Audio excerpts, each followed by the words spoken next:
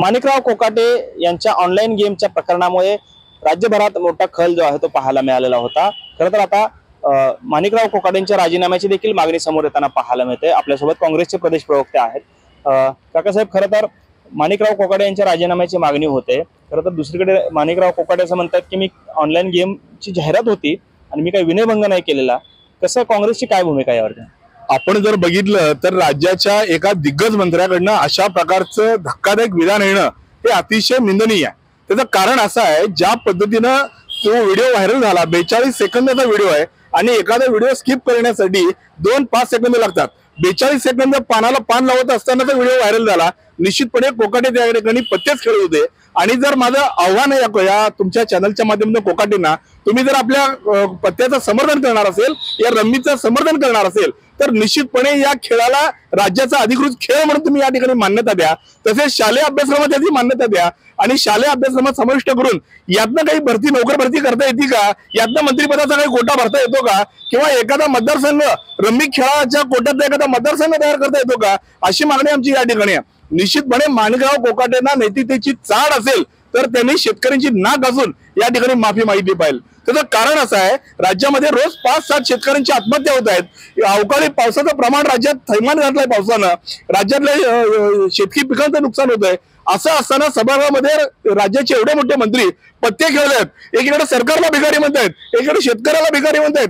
म्हणजे या राज्यातल्या शेतकऱ्याला, या राज्यातल्या शेती खात्याच्या मंत्र्याला, कृषी मंत्र्यांना काही भान आहे का नाही? म्हणजे उठायचं आणि सुटली जीभ ताळ्याला लावायची, अशा पद्धतीचं बेताल वक्तव्य करायचं हे अतिशय निंदनीय आहे। त्यामुळे माणिकराव कोकाटेंची हकालपट्टी तात्काळ, जर चाड त्या प्रमुखांना असेल तर त्यांनी हकालपट्टी केली पाहिजे। आणि निश्चितपणे माझ्या माहितीप्रमाणे, मला जे ज्ञात आहे त्याप्रमाणे, भारतीय जनता पार्टीच्या दबावापोटी 2 पक्षांच्या मंत्र्यांचे राजीनामे लवकरच होतील हे मात्र निश्चित आहे। खरं तर दुसरीकडे सांगलीमध्ये एका कॉन्ट्रॅक्टरला जे आहे ते आत्महत्या करावी लागली। जवळपास 1.5 कोटींचं बिल जे आहे ते थकलेलं होतं जलजीवन मिशन मधलं। आणि दुसरीकडे गुलाबराव पाटलांचं वादग्रस्त विधान आलेलं आहे। कसं पाहता या घटनेकडे? काय आपली काँग्रेसची मागणी असणार आहे? गुलाबराव पाटलांचं मुळात अज्ञान आहे। काल त्यांनी एका मीडियाला बोलताना असं सांगितलं की तो आमचा ठेकेदार नाही, परंतु ठेकेदार असल्याचं एका चॅनलनं दाखवलं, कोनशिला दाखवली, त्या कोनशिलेवरती हा ठेकेदार असल्याचं सिद्ध झालंय। त्यामुळे निश्चितपणे गुलाबराव पाटलांचं अध्ययन या ठिकाणी दिसून आलेलं आहे। आणि ज्या खात्याचे ते मंत्री आहेत त्या खात्याच्या कामामुळेच त्याचं बिल मिळालं नाही त्या ठेकेदाराला, त्यामुळे त्याला आत्महत्या दुर्दैवानं करावी लागली। एकीकडे हे सरकार 2 कोटी रोजगार देणार म्हणून सत्तेवर आलं, बाबा या राज्यामध्ये आम्ही तरुणांना नवीन रोजगार देऊ, बेरोजगारी कमी करू, अशा गोष्टीतून हे सरकार सत्तेवर आलं, परंतु एका तरुण अभियंत्याला आत्महत्या करावी लागते हे अतिशय निंदनीय आहे। आपण जर याच्या खोलाशी गेलो तर निश्चितपणे लाडक्या बहीण योजनेमुळे, तसेच या राज्यातल्या निवडणुकीपूर्वी, विधानसभेच्या निवडणुकीपूर्वी या सरकारनं वरेमाप घोषणा केल्या आणि या गोष्टीची पूर्तता करता करता या सरकारला नाकीनऊ येऊ लागलं।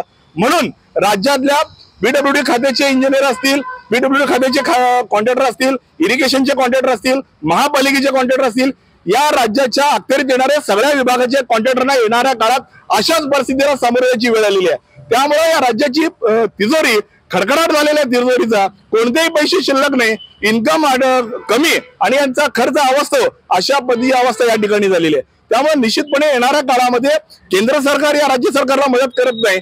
जलजीवन मिशन केंद्र सरकार आणि राज्य सरकार या संयुक्त विद्यमाने चालणारी स्कीम होती, परंतु केंद्र सरकार पैसे द्यायला तयार नाही। त्यामुळे निश्चितपणे गुलाबराव पाटलांवरती सदोष मनुष्यवधाचा गुन्हा या ठिकाणी दाखल झाला पाहिजे आणि तात्काळ त्यांनी राजीनामा या ठिकाणी दिला पाहिजे। आपण पाहतोय गुलाबराव पाटलांवरती सदोष मनुष्यवधाचा गुन्हा दाखल करावा, तर माणिकराव कोकाटे यांची मंत्रिमंडळातून हकालपट्टी करावी अशी मागणी काँग्रेस प्रवक्त्यांकडून होताना आपल्याला पाहायला मिळते। कॅमेरामन अनिल कांबळेसह सागर सुरवसे, TV9 मराठी, सोलापूर।